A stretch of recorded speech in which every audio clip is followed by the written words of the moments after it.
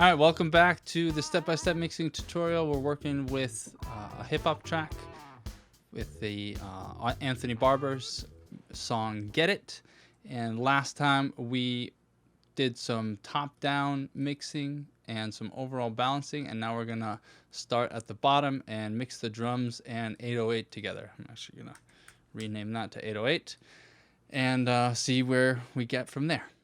All right, let's analyze a few things here together. I want to start by looking at the low end when it comes to the kick drum and the 808. So the 808 here, take a look at the EQ here.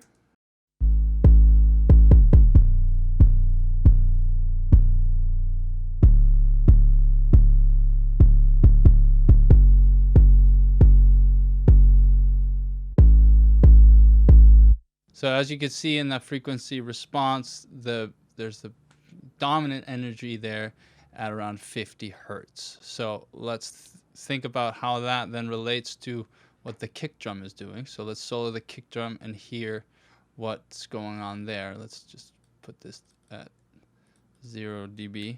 We don't need that yet.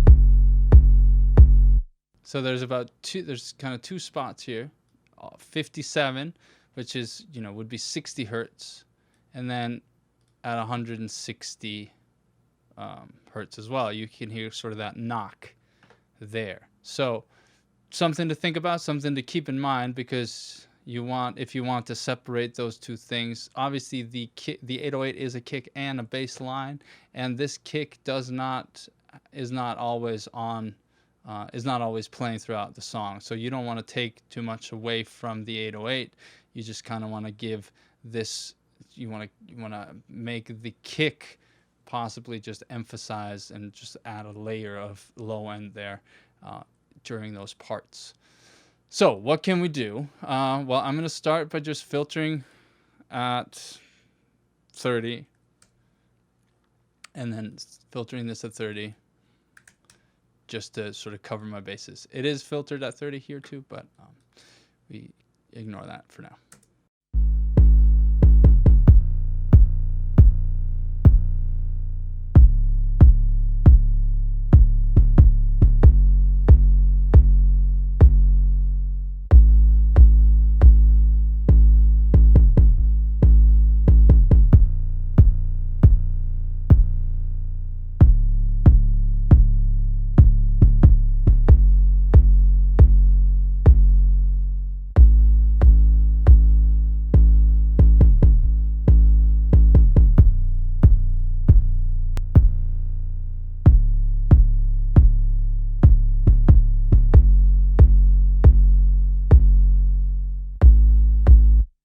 So this would be like the traditional way of making things fit together when it comes to the kick and the bass. This is different because it's an 808, so I'm just going to leave this like this because there's some other fun things that you could do. For instance, if you wanted to add an R bass or a subsonic frequency, you could even put that at what was it? Were we at 50 here? Yeah, so we're at 50-ish. So let's put that at 50, and let's put the R bass on the kick somewhere else. Either, let's see, maybe even 160, but also just maybe at 60. So I feel like those frequencies are a little bit too close together, but let's check it out.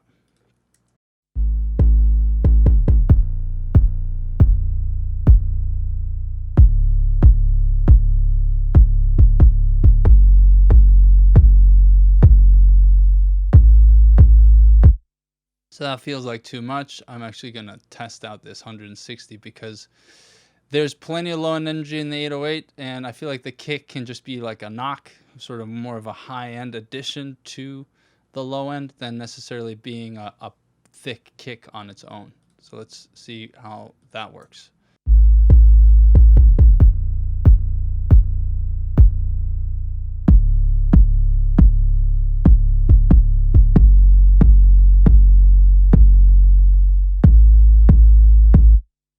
My furniture is definitely rattling, so that might be too much low end, but let's leave that on for now. Let me check on other speakers, not just the subwoofer.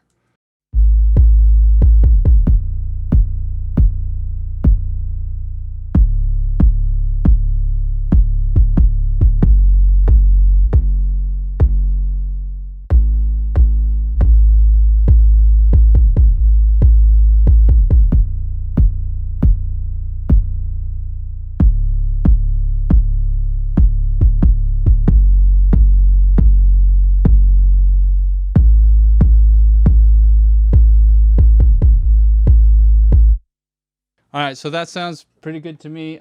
Definitely coming through on the shitty mix cube and also my Yamahas that don't have a sub. Definitely hearing the bass there. We might run into low end problems later, but I'll keep an eye on it or keep an ear on it when it comes on the subwoofer, because low end, you know, it's constant struggle. So let's move on and see what we got so far. The drums and the thing here.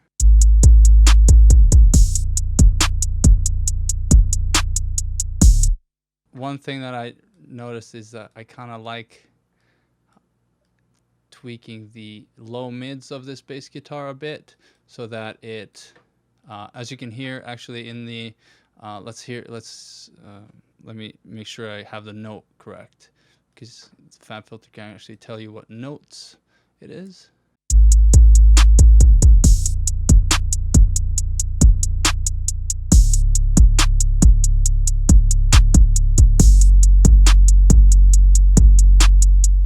Yeah, it's that note. So I'm gonna find that.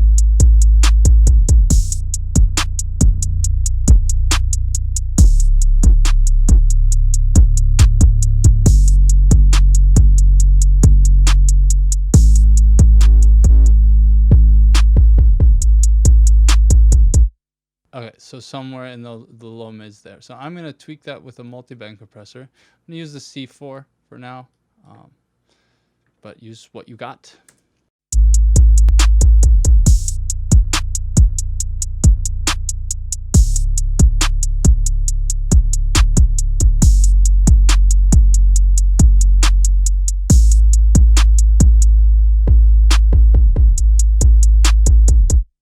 Yeah, it's a little bit too.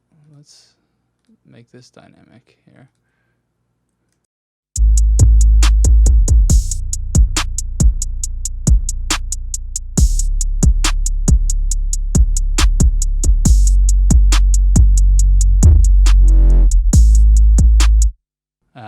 It's 40 hertz or around there, and that might also just be the resonance in my room. I have SonarWorks too, and it's not on because you won't be able to hear it, but there's a node, or there's a standing wave around 45 hertz, so that's always kind of a problem that I'm aware of. So it might not be super helpful to talk about that at the moment, but I'm going to take down this 40 hertz a bit.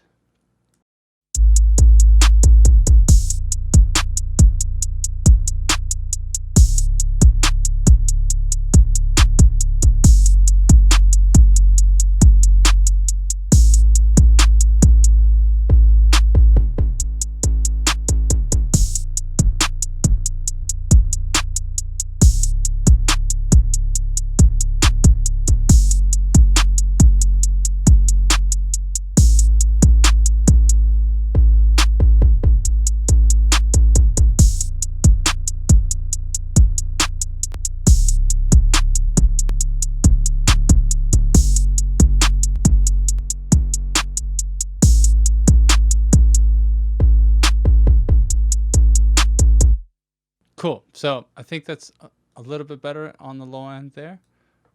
And so let's move on to something else. All right, two fun things that I did. And one in the kick is I just added a compressor on the kick, and it adds more knock to the sound in a way. Check out just the kick in general, and we'll bypass this.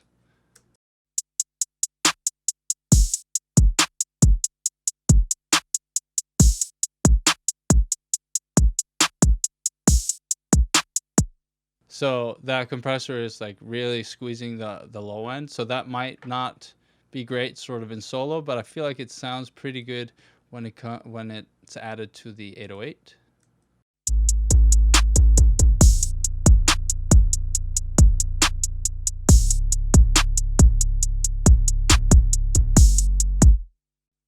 And then another trick I did was I added a parallel bass chain, and it just I'm sending the 808 to another bus, and it has saturation, and I'm filtering out all the low end, and I just want to add some bite to the high mids, or to the mids and the high mids. It's a bit aggressive here, and you'll hear it in a bit, and we'll see how that adds some character to the 808. Might be cool. I use this a lot on normal bass guitars, but not on this sort of genre a lot. But I'm gonna check to see how it sounds across my speaker systems, just to see how it translates.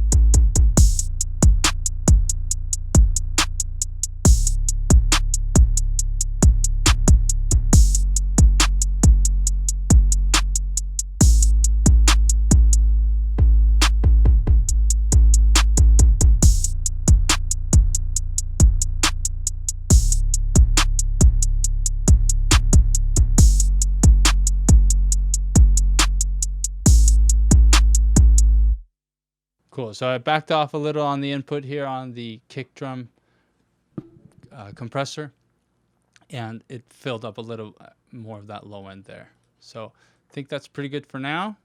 All right, I'm going to leave that for now for this video. Next one, we're going to dive into the drums and get sort of a drum glue together, maybe add some parallel compression to the drums, see what we can do when it comes to the snare and the claps and the hats, and sort of make a really tight beat that we can put the rest of the elements over. So make sure you check the next one. If you are watching this way into the future, it's probably on a playlist somewhere.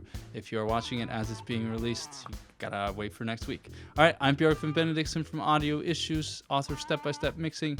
If you want my mix finisher cheat sheet that helps you make your mixes sound great on any speaker system by helping you finish your mixes, go to mixfinisher.com and download it there, and check out Step by Step Mixing at stepbystepmixing.com. All right, thank you so much for watching. I'll see you later.